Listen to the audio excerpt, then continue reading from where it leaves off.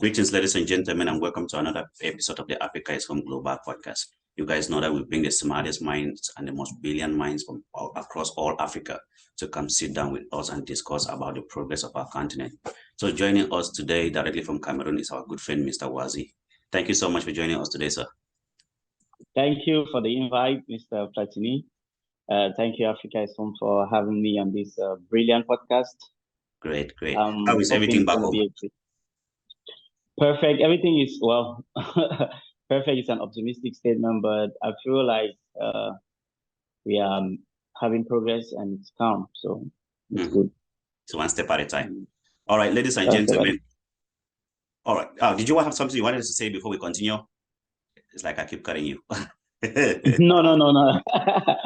Yeah, we are great. We are doing great. Let's go. All right, let's dive right into it then.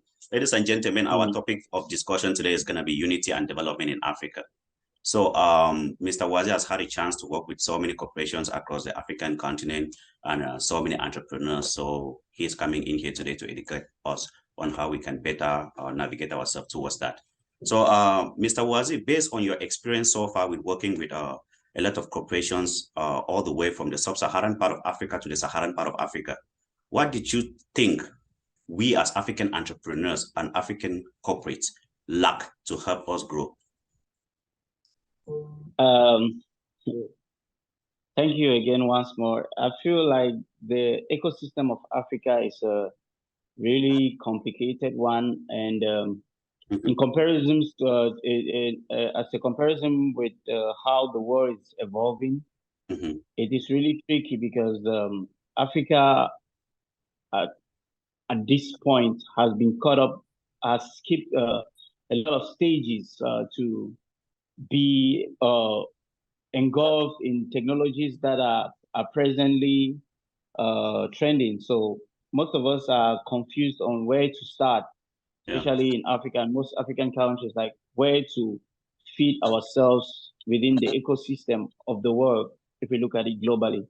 Okay, so first of all, for Africa to develop, we will go back to the fundamentals of economics, like, because when we talk of development, we are talking about development in all its facets. That will be infrastructural, that will be infrastructural development, that will be economic, that will be political, that will be all the spheres that constitute or qualifies a continent or a country to be considered as developed or developing within the sphere of the world. So there are diverse aspects that has to be taken into consideration, and Africa is really in a complicated position, not just based on its history in terms of pre-colonial history, its colonial history, and where it is presently. So coming back to your question, it is a very complicated question that has to be broken down into different aspects. Now, if you are talking about economic development, now we have to think about Africa not just as a block, but as one of puzzle, which is the world, and what Africa has to provide as a contribution to the world in order to better place itself. Okay. Now, this goes back again to fundamental economics by, say, Adam Smith, which talks about international trade and international collaboration or exchange in general.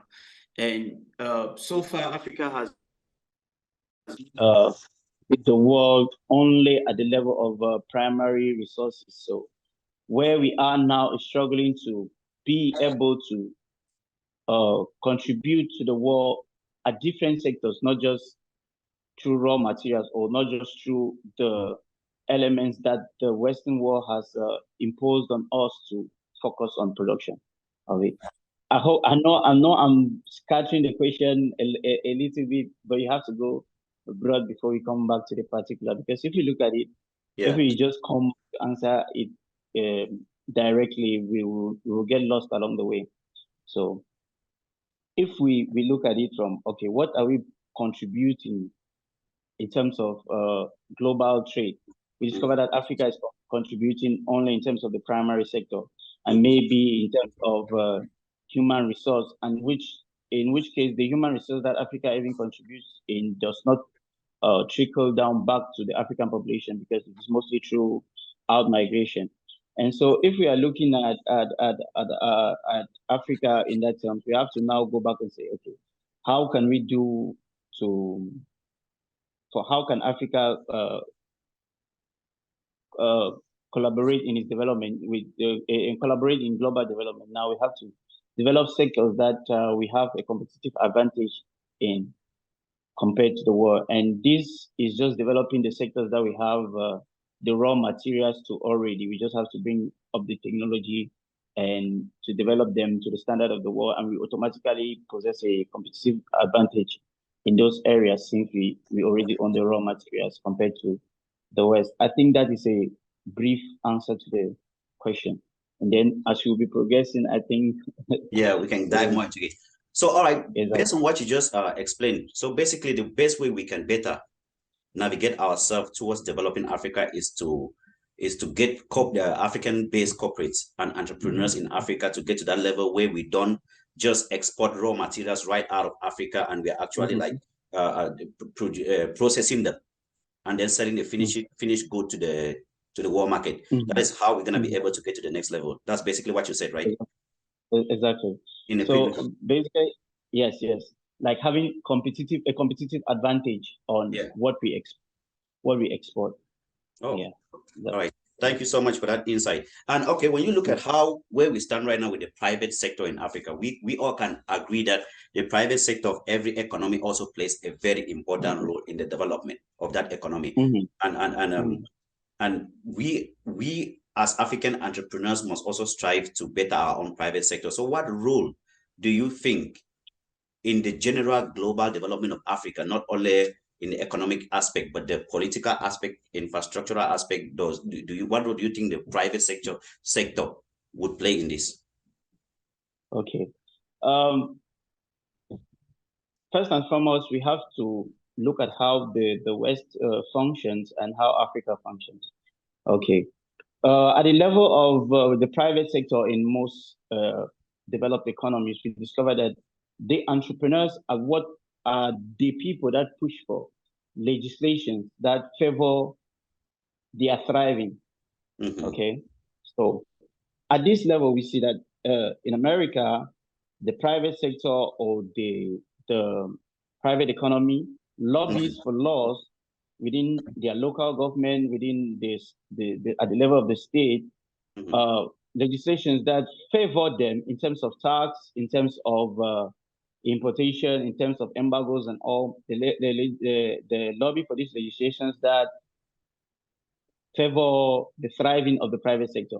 That means technically the government is working for the private sector in the West. Now, when the West is going to conquer Africa, or they are coming for trade negotiations in Africa, or they are sending, say, the Prime Minister of the US is visiting Africa, or the Xi Jinping is visiting Africa for collaboration and negotiations, he is doing that on behalf of the private sector. Now, we have a problem in Africa that the government is rather the force that is stifling growth in Africa. So first and foremost, we have to rearrange legislations that allow for proper cooperation of the government and the private sector, where the government is actively looking for ways to make the private sector thrive, be it in negotiating internationally and both nationally and internationally for the progress of these private sectors. Okay. Now, the private sector can affect development in which step. Take Cameroon as an example. We have a government that does not permit for the private sector to take into its hand, develop local development in terms of town planning and everything. Okay, in most countries, the state does the town planning, and then the private sector comes in, sees what the state has as in terms of the limitations of roads and networks and all. And the private sector can invest now, knowing that, okay, there's a clear-cut plan on how this is going to do. There's going to be a market, there's going to be schools, there's going to be hospitals, there's going to be this, and there's going to be that within this economy. Now, the private sector can come in knowing that the government has a laid down plan and say, okay, this is how we invest. Now they need schools here. I'm bidding for the schools. I'm bidding to create the road network. I'm bidding to this. Okay, this is the standard that the government wants for this road network. I can create this road network and put, say, a toll gate, and then I make back my money from this road. I can create a hospital, a public hospital or a private hospital at this area, and then that is how a society develops. Fundamentally, that's what development entails for a society to have all the key elements that permit its citizens to thrive. And then I feel like the private sector in Cameroon has also at the level of it still really boils down to the government. And I know it sounds redundant, always complaining about the government as entrepreneurs, because we have to take into account that, okay, this is how we have a systemic problem in Africa, and this is how we as entrepreneurs can go around that systemic problem. But I'll still go back to the government to say, okay, for entrepreneurship to thrive, you have to make it easier for innovative minds to be able to create companies, get financing, and implement these ideas into the real market. And you have to make it competitive for them to be able to penetrate into the market that already has existing goods within such sectors. How do you do that? You create legislations that limit entry of say foreign goods within a sector that already has local producers, or you reduce taxes for local producers who are producing the same goods that you are importing, in order to help them make margin and also scale and be able to be competitive in the long run with those companies. I know that's classic economics, that's fundamental economics 101, but still, we still find ourselves in an economy where the government does not provide those fundamental, provide that fundamental ecosystem for local entrepreneurs to thrive. So, but now I feel like mostly the level of us entrepreneurs who already know that this is how this system is, and this is how this system works. We have to figure out a way to create opportunities within this system and try to develop that. And I feel like we as entrepreneurs can only invest in the next generation, mostly of entrepreneurs, and that would be maybe through creating facilities that really train people on the emerging technologies and where entrepreneurship is going to, because from here on it will be a little bit difficult, but that's me being pessimistic out. I hope I'm not a downer, but let's progress. Yeah, well, you just basically answered my next question, which was going to be what can African governments do? What advice would you give African governments to take so that they can better help the private sectors? So you just basically answered that, because when we look at Cameroon example, as you gave Cameroon like a case study, you look at how much our goods they import from the West and from China. It just doesn't really give local entrepreneurs and corporates in Cameroon to be able to like make something of themselves when they are competing with all of these foreign products, and they don't really regulate them.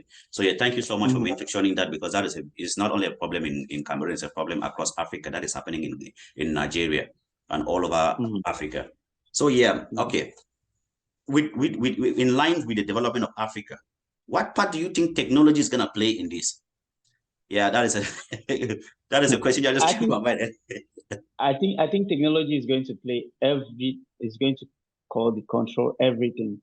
And when we say technology, it's really broad, and it's really sad and unfortunate for most African countries, because there was a time that most countries got away. The countries that are thriving now, for instance, India, we see South Korea, we see China, we see countries that were really struggling 10, 20 years ago are the major players within the geopolitics of the world now, because they understood where the world was going, the world was going to be in 10 years, and then they trained a base in technology, in entrepreneurship, in STEM, in all the STEM, like the sciences and all that, would develop the technologies for the future.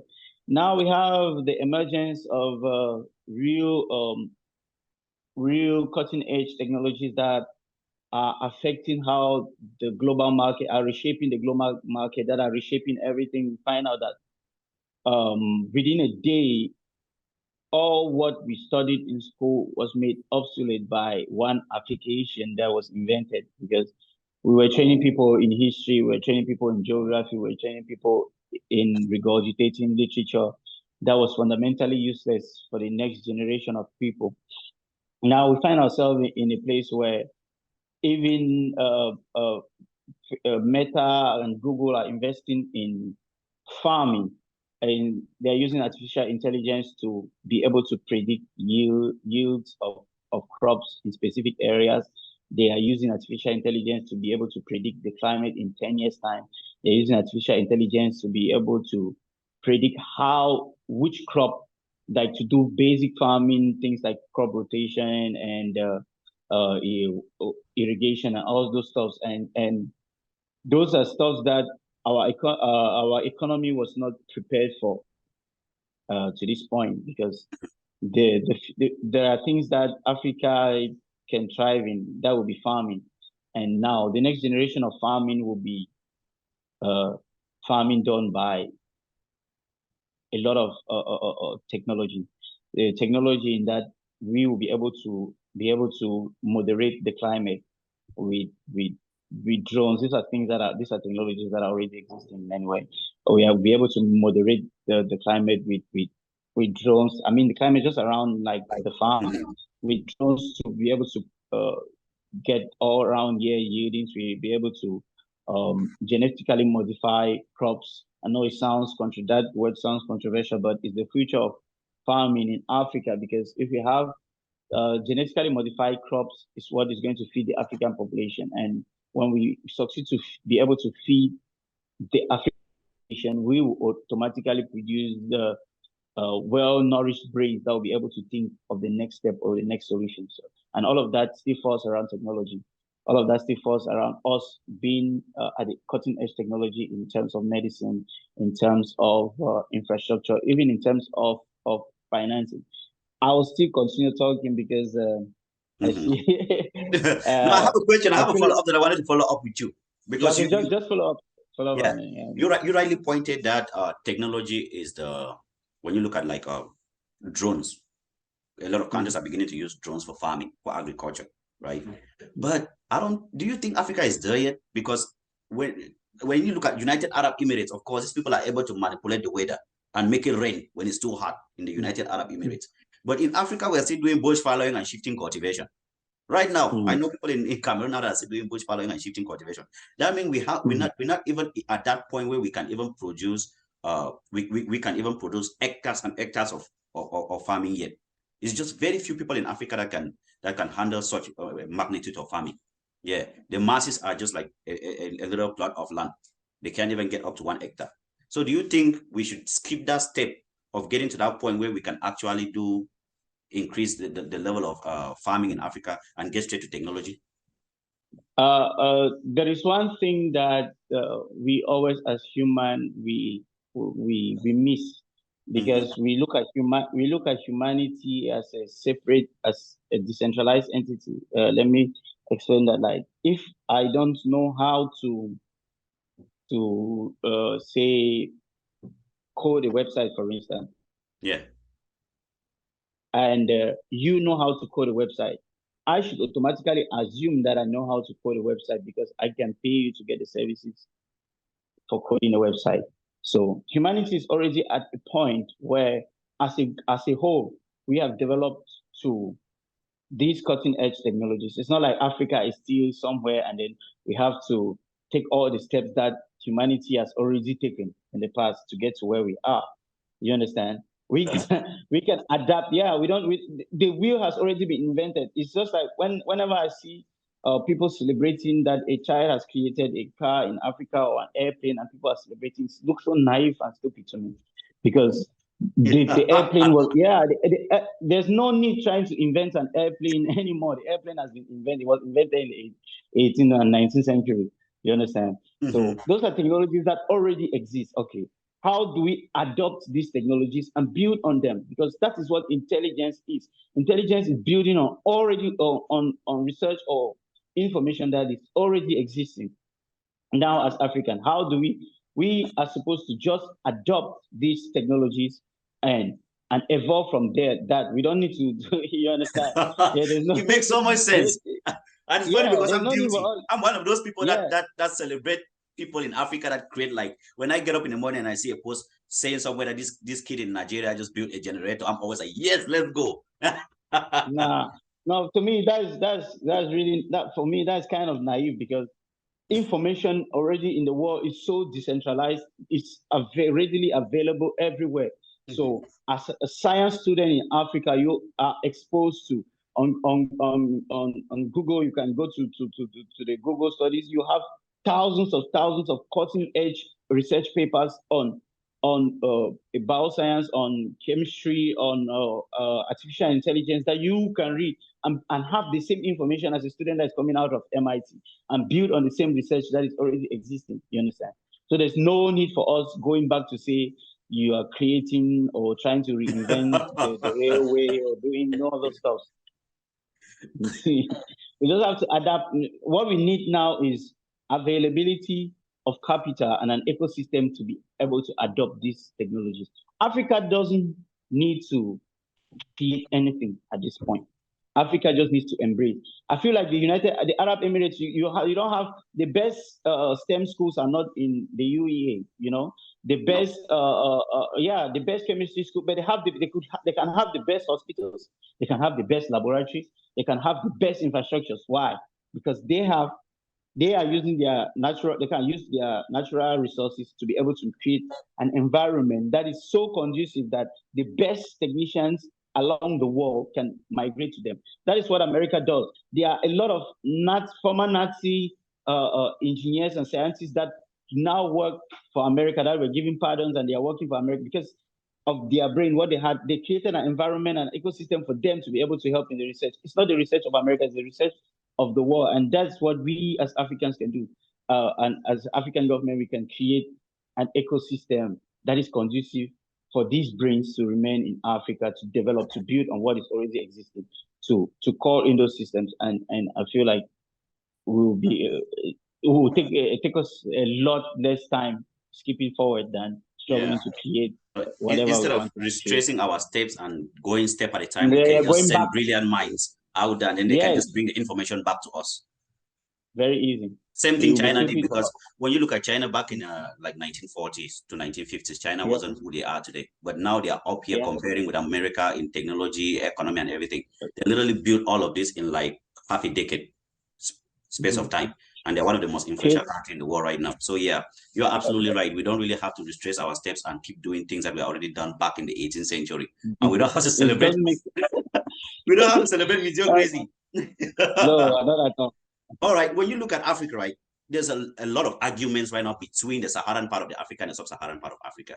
You hear about how Tunisians, Ghanaians are arguing with Tunisians that you guys are not Africans, the Cameroonians with Egyptians and all whatnot.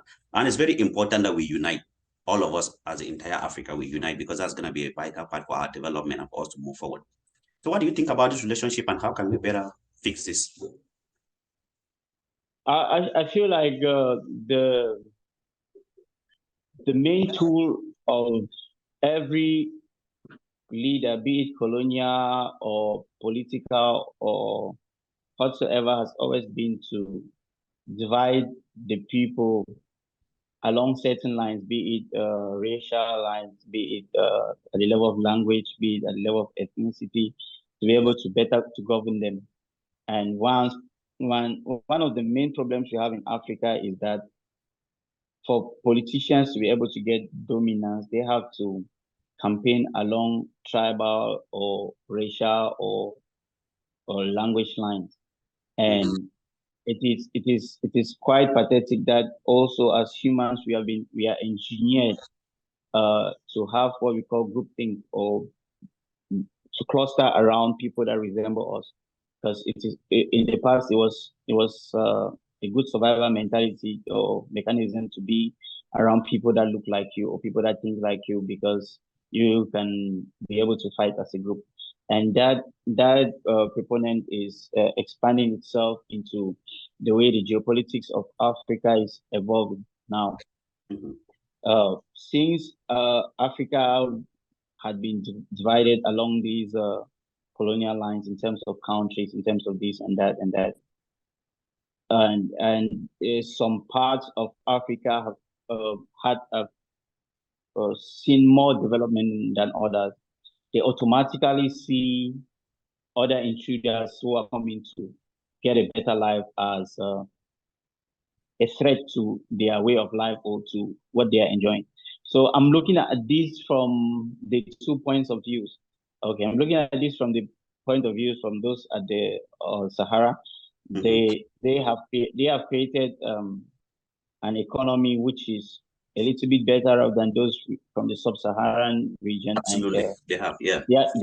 They are tempted to be able to fight to protect that. It's not like being tempted. It's natural for them to feel threatened by invaders or intruders, I can call it. Those of us also at the sub-Saharan level, as normal humans, we are always looking for greener pastures and better environments to be able to explore our talents.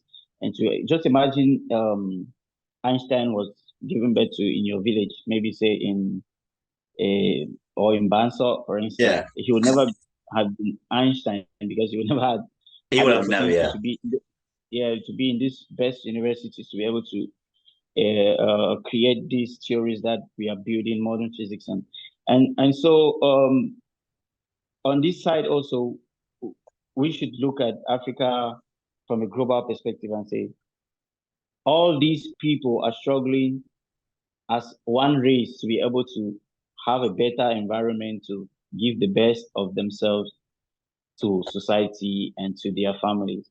And it's rather unfortunate that we have these very tedious relationship between these people.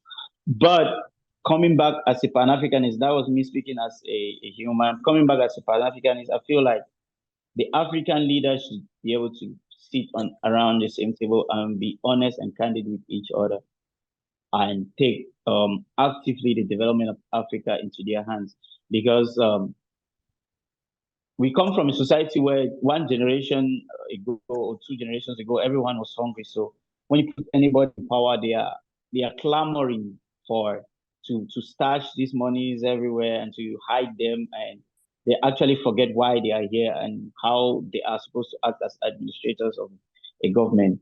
And if we put greed as leaders aside and see Africa as a whole block that we have to develop, we'll be able to candidly put in on strategies and say that, okay, Tunisia is thriving at this, Africa is thriving at this. How do sub-Saharan Africa or the other parts of Africa is good at this and this and this? How do we link up Africa to make it in such a way that Africa can become competitive as a block?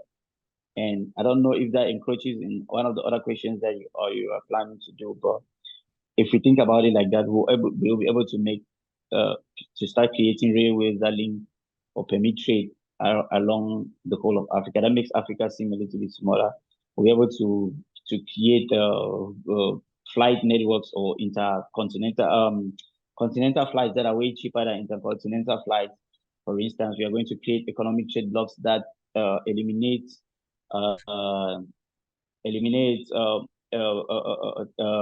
levies or impositions on goods that are floating along the borders of Africa.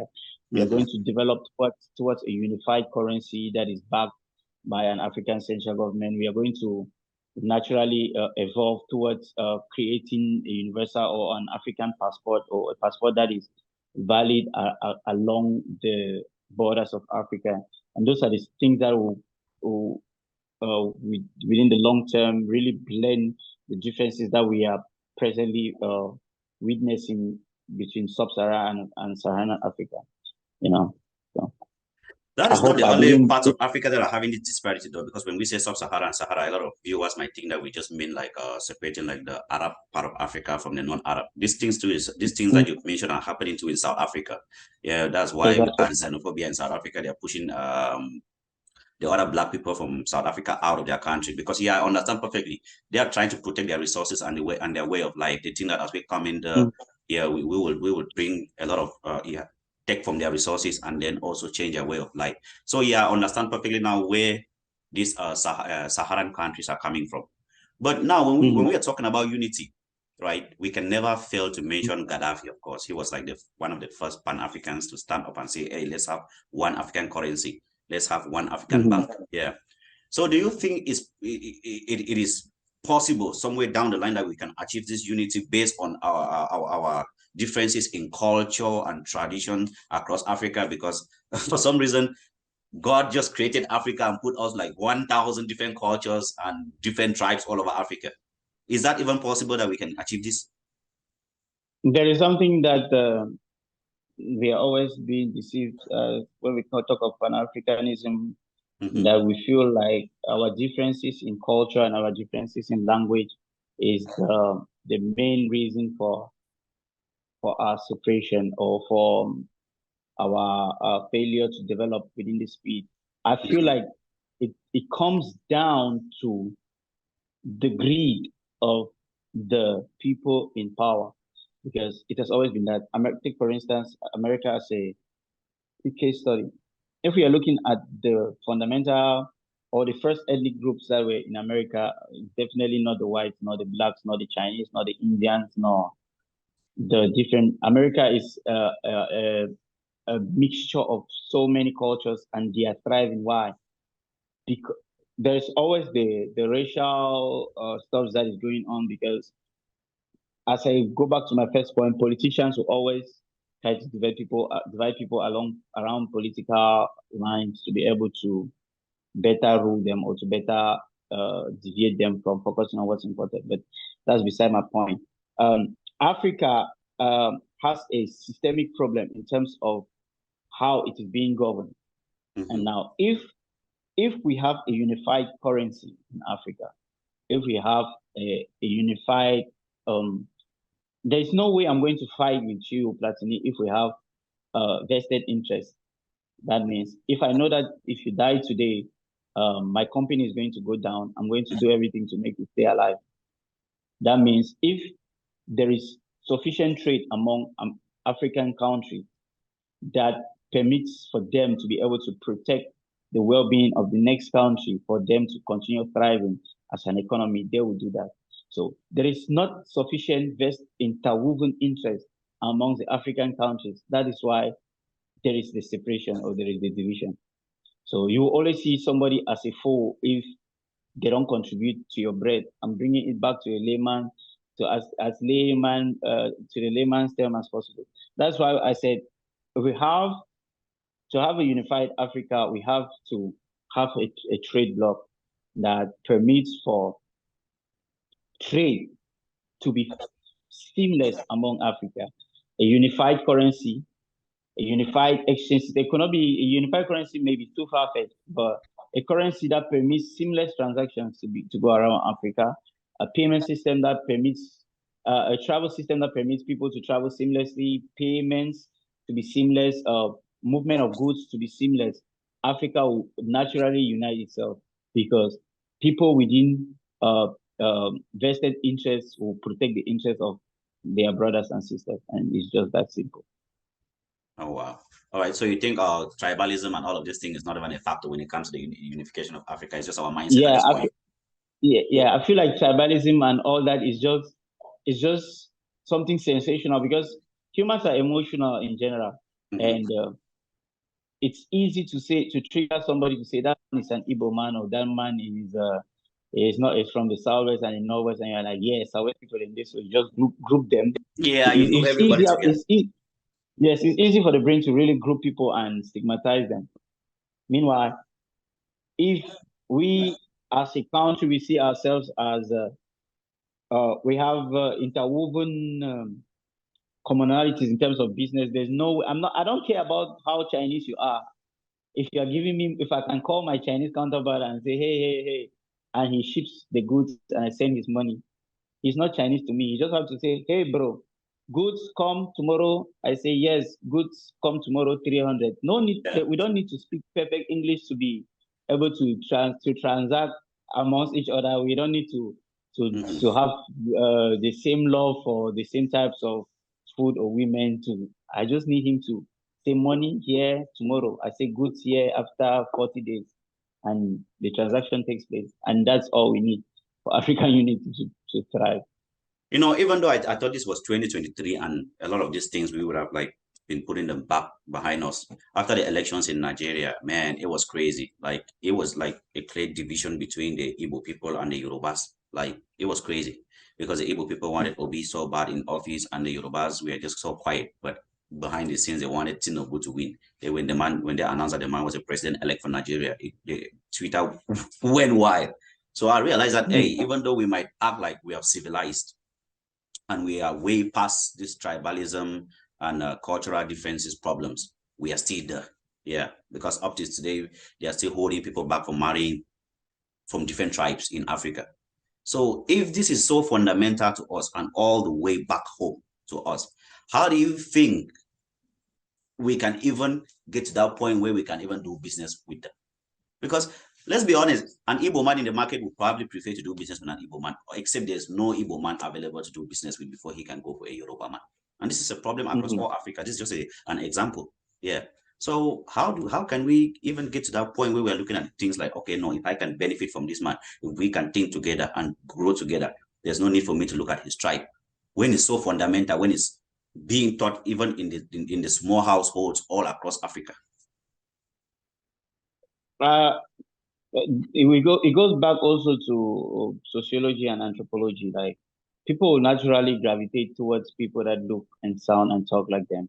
And that is why even in fundamental sales or persuasion, when you want to sell to somebody, you try to mirror the person. You try to.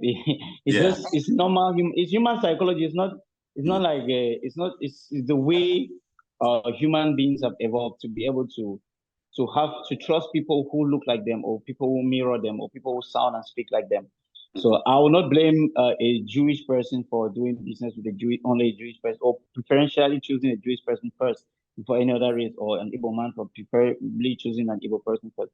I'll rather look on how, okay, these are already aspects that are engraved within us as humans. Okay, how do we break these barriers to be able to progress in terms of trade? So I'll try to speak the same language as the Igbo man would expect or would speak, if I have to do business with them. It's not me assimilating his culture. It's me doing everything possible to get a transaction put across. So if I'm going to be a successful business, American successful business in China or an African successful business in China, the CEO of my company has to speak fluent Chinese. You understand? So it's just understanding how the culture of the world works. If a Chinese person has to do business in Cameroon, he has to learn how to speak French and English. It's simple as that.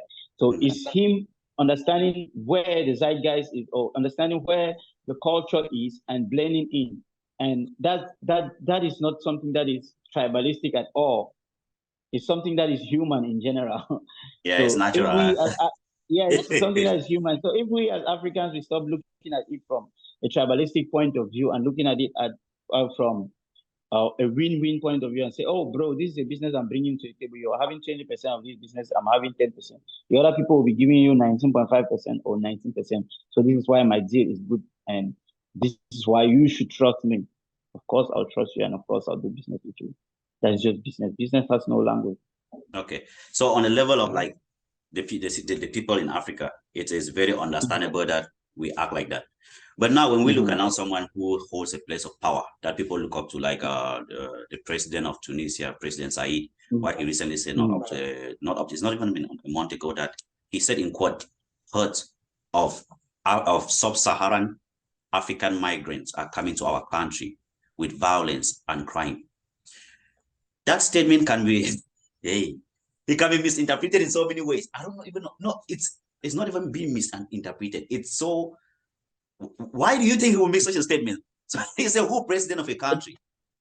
That is both ethically and I don't know. It's wrong in every way, shape, or form. And the thing about politics is most people will say the most sensational things to get to win a popularity contest, and for him as a president, it is what will get him elected, or it's what will get him elected for the next round. So for his people to see him as that president who is struggling to protect the interest of, it still comes back to our tribalistic mindset or group thing. Yeah. He's struggling to appeal. He's struggling to appeal to his the masses that voted him in or that are going to vote him in, and he is thinking from the selfish point of view of as every other politician and African leader is thinking. But they forget to understand that those type of statements have social repercussions, and those type of statements are what led to millions of Jews being killed during the Holocaust, or millions of people being killed by Stalin, or millions of white people being killed by many other dictators that have come before him. Because it is unfortunate that we are wired like that as humans, that for dictators to be popular, they have to rule us like animals. And this is unfortunate, and it's really shameful for him as a president. And I feel like most other African presidents should see this and really try to moderate the statements that they put out, because it gets you elected, but it has a ripple effect on the whole culture and evolution of the whole continent as a whole, and the whole human race in general. So it's unfortunate that he did that. That's what he's going to be known for now. President Said is going to be known for that man that said that. That's what he's going to be known for. A lot of people don't even know him, but yeah. Yeah, he became famous for being a racist. Yeah, that man that said that. Well, thank you so much, Mr. Wazih. That covers everything that we had today. You basically just did not answer the question, but you went across all of them. Thank you so much. Is there anything else that you want to tell, like the African entrepreneurs, corporates, and the general African public to help us develop our continent and unify our continent? I would say we should be attentive to the zeitgeist. We should be attentive to the times, like the spirit of the times, like where is culture moving to, where is the economy moving to, and how do we fit in, and how do we move alongside with the culture and with the economy. That we should see the world or the evolution or human evolution as a unified something, and now try to build, going back to the original point that I stated, that try to build on what is already existing, to come up with innovative technologies. And innovative or creative solutions just simply mean using what already exists to come up with new and novel ideas that are easily adopted, or that makes the lives of people, of everyday people in Africa, easier. And most of I feel like we still have a very big problem in Africa, especially in Cameroon, the payment system.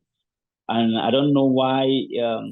I see there are a lot of emerging payment systems coming up, like Flutterwaves and all that, are adapted for the African people, and they're easy to use by the African people. But I feel like the payment system, especially in Cameroon, is still really vacant for new entrepreneurs. And I feel like they should also struggle to involve it, to invest in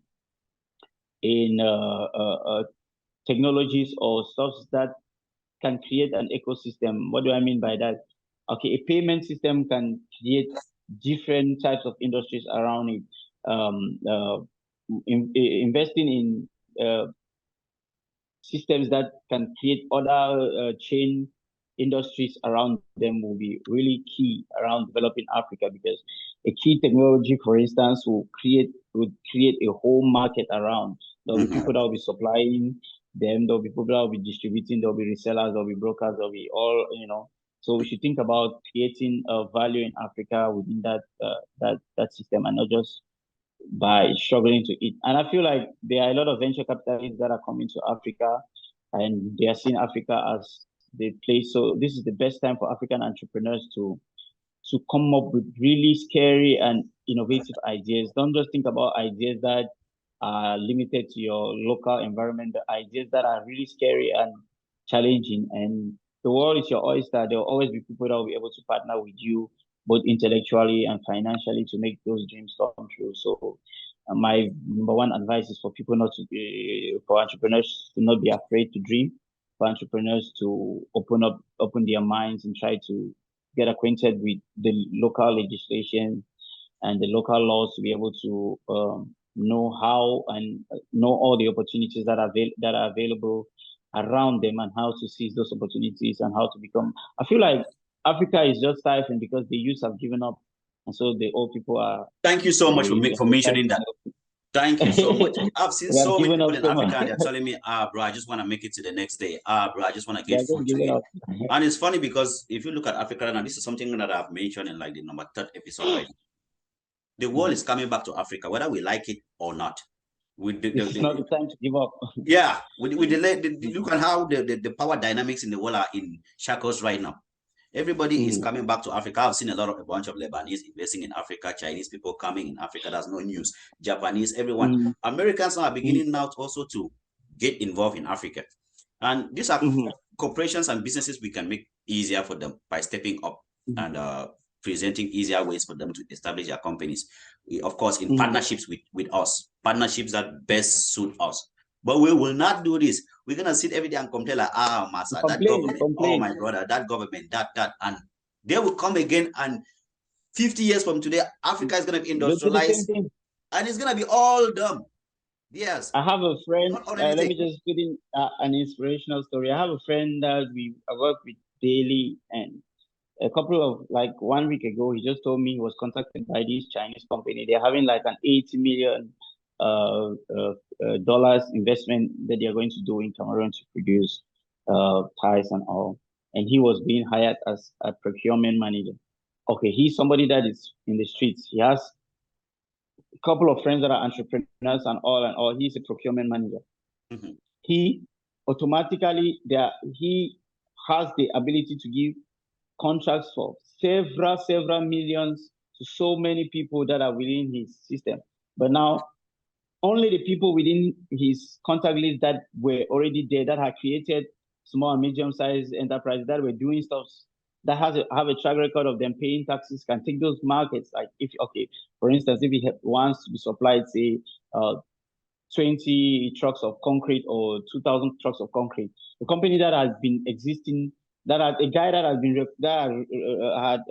registered his company, maybe he was just doing anything, you can come to him and say, okay, can you find somebody that will broker this deal and supply this 2,000 this thing of concrete, and you can make just 5,000 francs from one truck, or 10,000 francs, and he automatically becomes. That's how ecosystems are built. But if you are given up and you're staying home and you don't create, I saw a lot of friends of mine made money in a short time because they were able to supply these companies with what they need, and they made legit money. It's just, that's how simple it is. So you build yourself, build your environment in a way that when opportunity comes, you are the best person available to take that opportunity, to seize that opportunity, and to provide that service. And it's just that easy. And most people give up so soon, and most people give up so early, and it's unfortunate. But I feel like the youth of Africa should really step up. And when these companies, Chinese companies, are coming up to do this and do this, you should be the people that are standing there to say, hey, I need this contract. This is my bid. This is what I've supplied. This is my track record. This is this and that. And that is how value added trickles down to the economy and develops Africa in return. Thank you. We should all just be ready. Yeah, get ourselves ready and put yourself out there and just be ready. Yeah, man. A lot of people have given up in Africa, and they need to start getting back out there. They need to start keep striving. I know a lot of people that they have business degrees, but they don't want to do anything in business. They are all just waiting for the governments to give everybody jobs. But the government cannot do that. It's impossible. They can't give everybody jobs. The private sector is what is building the West. It's not even the government sector. So we have to also understand that and put ourselves out there. So thank you so much, Mr. Wazih. Is there anything right now that you're promoting with your personal endeavors? I really took a hiatus for a long time. I left all social media and all, and I was struggling to build. For now, I'm building with a friend a business. It's like an entertainment business. So he has it's hotels and restaurants and club and a lounge. And I'll definitely advertise it on Africa is Home when it's finally launched. But most of the projects that I'm working on right now, I see in the pipeline. I'm also working on an album, which is one of the things that I do on the background. And I'm a musician also, for those who don't know. Yeah. While being an entrepreneur, yeah. Well, we are doing a lot, so I'm really excited. We are working with another couple of friends that are struggling to open an investment bank in Cameroon. Oh, wow. So, yeah, so I feel like we as the youth, we just have to come look for like-minded people that think the same as us, and then we try to partner with them. Even sometimes you don't get paid. Me, I'm always excited to help people develop their dreams because I consider it having skin in the game. Like I'm actively building the future of tomorrow, and so when it's time for me to build my own personal stuff, I have a wealth of information. I also have vested interest or shares in other companies around that will trickle down to that, and so that is how it is done. So that's what I've been working on and so we are doing a lot, but I'll keep you posted. All right, thank you so much. When you're releasing the album and when you guys are ready to launch the investment banking company and the entertainment, please just reach out to us and we can promote this. Thank you so much. Thank you for inviting me. Thank you so much for coming up here today. Well, thank you so much, ladies and gentlemen, for joining us today. That should be the end of our episode today.